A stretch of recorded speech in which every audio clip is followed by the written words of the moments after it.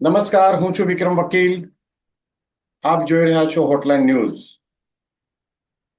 અમેરિકામાં ટ્રમ્પે શપથ લીધાની સાથે જ કેટલાક મોટા ધડાકા કર્યા છે અને જે અપેક્ષિત જ હતું, ટ્રમ્પને નજીકથી જાણનારોને ખબર હતી કે ટ્રમ્પ આ પ્રકારની જાહેરાતો કરશે અને આ જાહેરાતોની અસર આપણા દેશ પર અને વિશ્વ પર કેટલી થશે, કઈ રીતે થશે, એ આપણે જાણીશું જાણીતા પત્રકાર હિમાંશુભાઈ ભટ્ટ પાસેથી. હિમાંશુભાઈ, આપનું સ્વાગત છે હોટલાઇનમાં.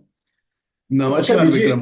હિમાંશુભાઈ, બીજી એક અગત્યની વાત એ છે, WHO ને માંથી અમેરિકા વિમુખ થઈ ગયું. આ પહેલી વખત આ નિર્ણય લીધો છે. આ ખૂબ મોટો અને સાચો અને અગત્યનો નિર્ણય છે. એનું કારણ તમને કહું કે કોરોના વખતે WHO એટલે વર્લ્ડ હેલ્થ ઓર્ગેનાઇઝેશનની ભૂમિકા એટલી ભૂંડી રહી હતી. દર 15 દિવસે પોતાનું સ્ટેન્ડ બદલતી WHO લોકોમાં ડર પેદા કર્યો હતો. અનનેસેસરી લોકડાઉન નાખવા માંડ્યા હતા અને WHO નું પહેલું નહીં માને એની સામે આકરા પગલા લેવાની ધમકી આપતો હતું WHO. અને એ વખતે મેં તો તે વખતે પણ મારી કોલમમાં લખ્યું હતું, જે દૈનિક અખબાર માટે લખતો હતો, કે WHO ના કેટલા બધા ગેરરીતિઓ બહાર આવી રહી છે, WHO ની મનમાની બહાર આવી રહી છે.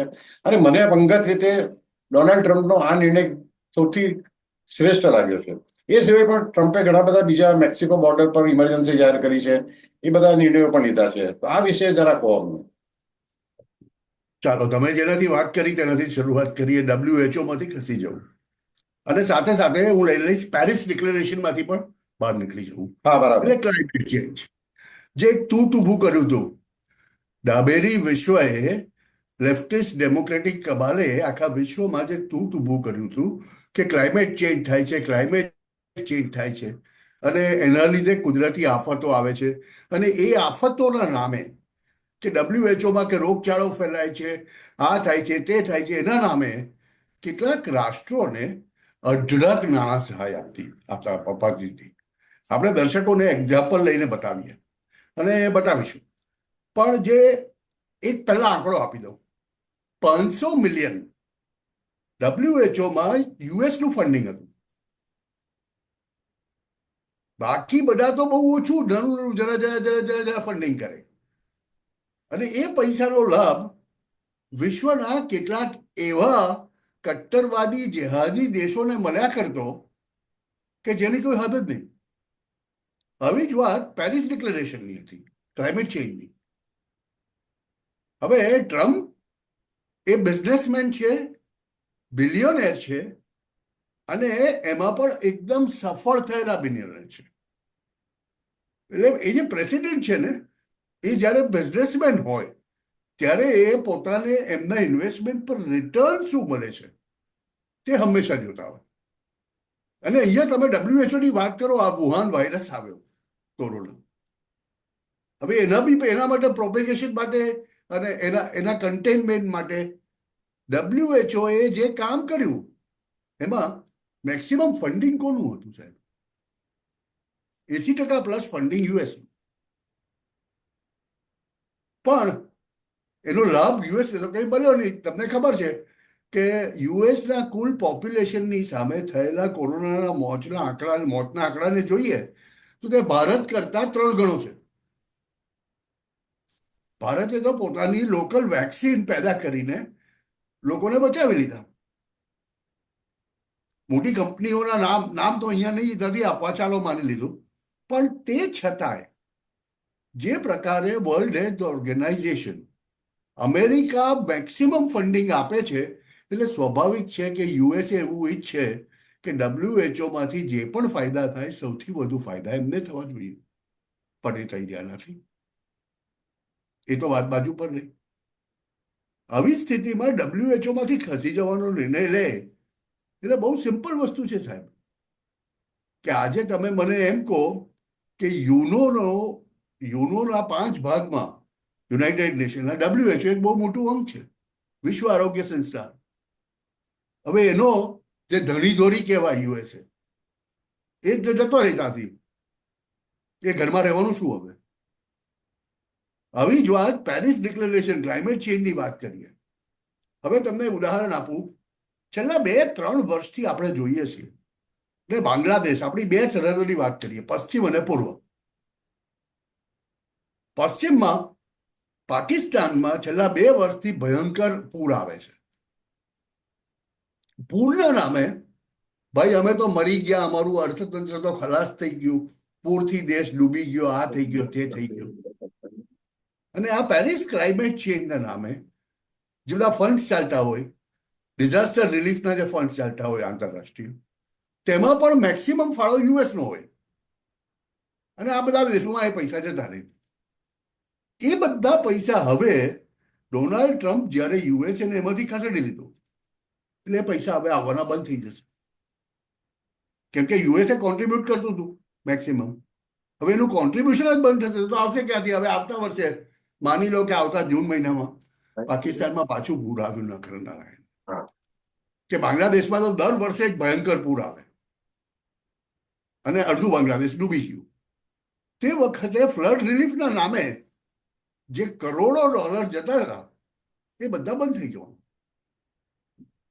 કેમ કે ક્લાઇમેટ ચેન્જ, પેરિસ ડિક્લેરેશન હોય કે WHO હોય, એના હાથ કાંડા કપાઈ ગયા. તો ટ્રમ્પે તો બહુ સ્પષ્ટપણે કહી દીધું છે વિક્રમભાઈ કે જ્યાં આગાડી જેના અમને સરકાર રિટર્ન નહીં મળવાના એ વસ્તુમાં ખોટી ઇન્વેસ્ટમેન્ટ કરવાના હવે પૈસા.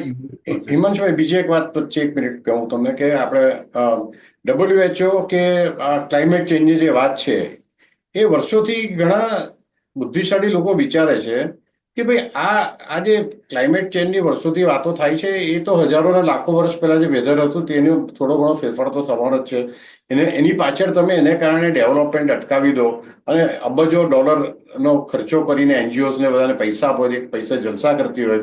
એટલે ગ્રેટા થેનબર્ગ કરીને એક 12-13 વર્ષની છોકરડી નાટકીય રીતે રડે અને નાટકીય રીતે પોલીસની ધરપકડ કરીને પબ્લિસિટી મેળવે અને આપણે ત્યાં ખેડૂત આંદોલન જયારે થતું હતું ત્યારે ખેડૂતોના ટેકામાં ઉતરી આવી હતી. હવે આ બધા આ કક્ષાના માણસો એન્વાયરમેન્ટને બચાવવા બહાર પડ્યા છે અને એ આખું ધુપ્પલ જ છે. એ જ રીતે WHO નું કોરોના વખતે WHO કોઈ પણ દેશને, અમેરિકા તો છોડો, કોઈ પણ દેશને એના નિર્ણયોથી ફાયદો થવા કરતા ગેરફાયદો વધારે થયા છે અને દર 48 કલાકે એનું સ્ટેન્ડ ચેન્જ કરતું. અરે દર 48 કલાકે સ્ટેન્ડ ચેન્જ કરે. WHO જેવી સંસ્થા વિકાસશીલ દેશોને ફરજ પાડવા હદ સુધી જાય કે તમારે ફલાણી કંપનીની જ બનેલી કોવિડની વેક્સિન લેવી પડશે, એ પ્રકારની જાહેરાતો કરે. મતલબ શું છે? આ ગ્રેટા થનબર્ગની તમે વાત કરી. ગ્રેટા થનબર્ગે ત્રીજા વિશ્વના દેશોમાં જેટલું નુકસાન કરાવ્યું છે ને તેનો આંકડો જો આપણે માંડીએ ક્યુમ્યુલેટિવલી સાચેમાં જ તો એ ઘણા કદાચ અબજોમાં પહોંચી જાય. પણ એ ગ્રેટા થેનબર્ગ એ એક રસમ બની ગઈ હતી આખા વિશ્વમાં. એનું કારણ હિમાંશુભાઈ આપણે એક આજે બ્રિટિશ મીડિયા કે અમેરિકન મીડિયા અને આપણું પણ એક મીડિયા એવું છે કે ગ્રેટા થિનબર્ગ જેવી વ્યક્તિઓ જે છીછરી છે એવી વ્યક્તિઓને એ લોકો પબ્લિસિટી આપે છે. એટલી બધી પબ્લિસિટી આપે ને મોટી વ્યક્તિ બનાવી દે છે કે અભૂત માણસો છે, અભૂત નાગરિકો છે જેનામાં કંઈક જાજુ મગજનો ઉપયોગ નથી કરતા, એ લોકોને મીડિયામાં વાંચીને માની લે છે કે આ તો વર્લ્ડ સેવર છે, દુનિયાના આ વિશ્વના આ જ બચાવી શકશે. ટ્રમ્પે આ ખરેખર બહુ લોકોને ગમે નહીં એવો નિર્ણય છે પણ મારી દ્રષ્ટિએ ખૂબ યોગ્ય નિર્ણય છે. બહુ સરસ સાહેબ. મને તમે એ કહો, મોહમ્મદ યુનુસને નોબેલ પીસ પ્રાઇઝ કેવી રીતે મળી શકે? સાચી વાત છે. માઇક્રો ફિનાન્સની વાત. હવે આજે તમે તો ગ્રેટા થનબર્ગનું નામ તો આપણા દર્શકો નહીં જાણે, પણ મોહમ્મદ યુનુસનું નામ તો બધા જાણતા થઈ ગયા. બરાબર છે. એને નોબેલ પીસ પ્રાઇઝ કેવી રીતે મળી શકે? અને તમે વિચાર તો કરો કે ક્લિન્ટન ફાઉન્ડેશન હિલેરી અને બિલ ક્લિન્ટનનો એક વફાદાર નોકર કહીએ ને, માફ કરજો, તો એ પ્રકારનો માણસ છે આ. તેને બાંગ્લાદેશની અંદર માઇક્રો ફિનાન્સિંગના નામે બેંકો ચલાવીને, ગ્રામીણ બેંકો ચલાવીને ધુપ્પલ ચલાવ્યું. અને એ બાંગ્લાદેશની ગ્રામીણ મુસ્લિમ અને હિન્દુ બધા પ્રકારની પ્રજાને બેંકમાંથી ફિનાન્સિંગ કરતો. કેટલા ટકા ખબર તમને? 12%, 14%, 16%. અને એ તમે આપણે ત્યાં આપણી ભાષા વ્યાજખોર જ કહેવાય એને. વ્યાજખોર માણસ. હવે એને તમે નોબેલ પીસ પ્રાઇઝ અપાવ્યું અને એની નોબેલ પીસ પ્રાઇઝની રકમમાંથી એ માણસે સામું હિલેરી ક્લિન્ટનનું પ્રમુખ પદાનું જે ઉમેદવારી હતી 2016ની તેને ફિનાન્સ કરી. આ કેટલા લોકોને ખબર છે? એટલે આ બધા ધુપ્પલ જે છે ને તે હવે બંધ થવા રહ્યા. અને યુએસમાં જી આજે અને ટ્રમ્પના યુગ આવવાથી આ વસ્તુઓ થશે. આપણે હિમાંશુભાઈ, આ ટ્રમ્પે પહેલી બોલે આવીને ક્લિનની પહેલી બોલે સિક્સ માર્યો એવું આપણે કહી શકીએ, તો તમે ટ્રમ્પને આ જે શરૂઆતના જે એમના નિર્ણય છે એ બીજા નિર્ણયો બાબતે બી થોડો ઝડપથી કહો. સૌથી મોટો નિર્ણય જે આપણા દર્શકો જાણે છે, આપણા દર્શકોને જેની અસર પડે છે, ખબર છે, ભારતે ટિકટોકને 10 વર્ષ પહેલા બાન કર્યું. આ એક ચાઇનીઝ કંપની છે, આપણે ત્યાં ટિકટોક નથી અલાઉડ. યુએસએની સુપ્રીમ કોર્ટે એવો ચુકાદો આપેલો કે ટિકટોક 19મી જાન્યુઆરી 2025ના દિવસથી યુએસએમાં બંધ થઈ જશે. કારણ શું? તો કે ચાઇનીઝ કંપની છે. જો ટિકટોકને યુએસમાં રહેવું હોય તો એને અમેરિકન માલિક શોધવો પડે. એટલે પોતાની ફર્મનો 50% હિસ્સો કોઈ અમેરિકનને વેચવો પડે. ટ્રમ્પ 20મી ગાદી પર બેઠા, 19મી આ બંધ થઈ ગયું. એમણે એને 90 દિવસનો સમય આપ્યો કે 90 દિવસમાં તમે ક્યાં અમેરિકન પાર્ટનર શોધી લો કે 91મા દિવસે બંધ થઈ જાવ. સીધી વાત, ચાઇનાને શું કીધું એમણે કે આની કિંમત જો 100 કરોડ હોય તો 100 કરોડ તારા નથી. તું 50 કરોડની ભાગીદારી કોઈ અમેરિકનને આપ, ઇલોન મસ્કને આપ, જેફ બેસોસને આપ, કે ગમે તેને આપ. અમે 2 નામ તમને આપી દીધા જે અત્યારે ખરીદી શકે એવી વાત છે. એટલે 50 કરોડ તો અહીંયા તો તને અમે ચલાવવાની. અને મજાની વાત એ છે, અમેરિકામાં અડધાથી વધારે પ્રજા અત્યારે, એટલે 35 કરોડની અડધાથી વધારે પ્રજા અત્યારે ટિકટોક વાપરે છે. એની સાથે સાથે એમણે જે વાત કરી છે કે 1.5 કરોડ, સાંભળજો, અમેરિકાની વસ્તી 35 કરોડ છે, 1.5 કરોડ જેટલા અનૈતિક ઇલીગલ ઇમિગ્રન્ટ્સ, બિનકાયદાકીય રીતે આવેલા, એટલે વિઝા કશા વગર ઘૂસણખોરી કરીને આવેલા લોકો ને એમના દેશમાંથી બરછા કરવાના. એ માટે મારો સવાલ છે, એને દક્ષિણ અમેરિકાના ભાગમાં મેક્સિકોને અડીને આવેલી જે બોર્ડર છે ત્યાં આગળ એમણે ઇમરજન્સી જાહેર કરી દીધી, રાષ્ટ્રીય ઇમરજન્સી. આપણે ત્યાં 3 કરોડ બાંગ્લાદેશીઓ ઘૂસી આવેલા છે એવી વાત છે. તો બાંગ્લાદેશ સાથેની બોર્ડર ઉપર ભારત કેમ ઇમરજન્સી નહીં જાહેર કરી શકે? અને આ જે બધા છે તે પકડીને એ લોકોને બાંગ્લાદેશમાં નાખી દેવા. એને તો ચોખ્ખું કીધું છે કે હું ડિપોર્ટેશન શરૂ કરી દઈશ. એમાં 20,000 ભારતીયો પકડાયા છે. અને ગઈકાલે જ સમાચાર આવી ગયા કે ઇલીગલ રીતે યુએસમાં આવેલા 20,000 ભારતીયોમાંથી 18,000ને પાછા મોકલશે. અને ભારત સરકારે એ વસ્તુ એક્સેપ્ટ કરી લીધી, હા અમે 18,000ને પાછા મોકલશું. આ એક બહુ મોટો ફેસલો છે. સાથે સાથે એમણે ચોખ્ખા શબ્દમાં કહ્યું છે 1999ની અંદર અમે પનામા કેનાલ બનાવી અને પછી અમે પનામા રાષ્ટ્રને આપી દીધી. હવે અત્યારે પનામા કેનાલ ચલાવવા માટે ચીનાઓને આપી છે. ચીનના બરાબર છે. અમે શું કામે ચલાવવા દઈએ ભાઈ? આ અમારી બનાવેલી કેનાલ છે. અમેરિકન લોકો એ પોતાના જીવ અને પરસેવો રેડ્યો છે. ચીન કઈ રીતે ચલાવી શકે? આ ક્ષેત્રમાં અમને જે અને અમે અમેરિકા કેનાલ કરીશું. સાથે સાથે એને કેનેડા ઉપર ને મેક્સિકો ઉપર 25%ની ટેરિફ હમણાં બનાવી દીધી છે. મતલબ એ કે જે વસ્તુ 100 રૂપિયામાં આંતરરાષ્ટ્રીય સ્તરે વેચાતી હોય તે વસ્તુ કેનેડાથી યુએસમાં આવશે તો 125ની પડશે. મેક્સિકો ટપ્પો આર્થિક રીતે કેનેડાને આમાંથી નુકસાન થશે, ફટકો પડશે આર્થિક રીતે. કેનેડાને મેક્સિકોને ભયંકર નુકસાન. કેનેડા અને મેક્સિકો બંનેને બરાબર છે. કેનેડા અને મેક્સિકો બંને. એનું કારણ શું?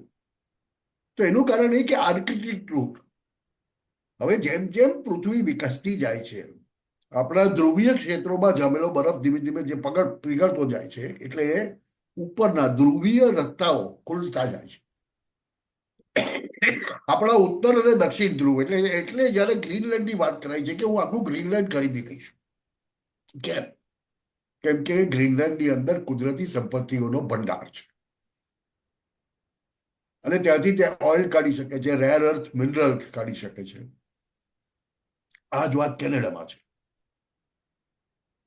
અને જી એમાં હમ ધ્રુવીય રસ્તાઓ પર અત્યારે રશિયાનો 48% કબજો છે, એટલે યુએસએ ને પણ એટલો કબજો જોઈએ છે. એટલે ટૂંકમાં હિમાંશુભાઈ આપણે કહીએ તો ટ્રમ્પે આવતાની સાથે સડાસડી બોલાવી છે અને આવનારા દિવસોમાં કદાચ બીજી જાહેરાત પણ અગત્યની થઈ હશે. અને ટ્રમ્પની આ જાહેરાતનો આપણા દેશ પર કેવો ઇમ્પેક્ટ પડશે એ વિશે આપણે આવતીકાલે એક બીજો વિડીયો બનાવીશું. આપ અમારી સાથે જોડાયા બદલ ખૂબ ખૂબ આભાર. આવા પ્રકારના વિડીયો તમને જોવા ગમતા હોય તો હોટલાઇન ન્યૂઝ ચેનલને લાઇક, શેર અને સબસ્ક્રાઇબ કરો.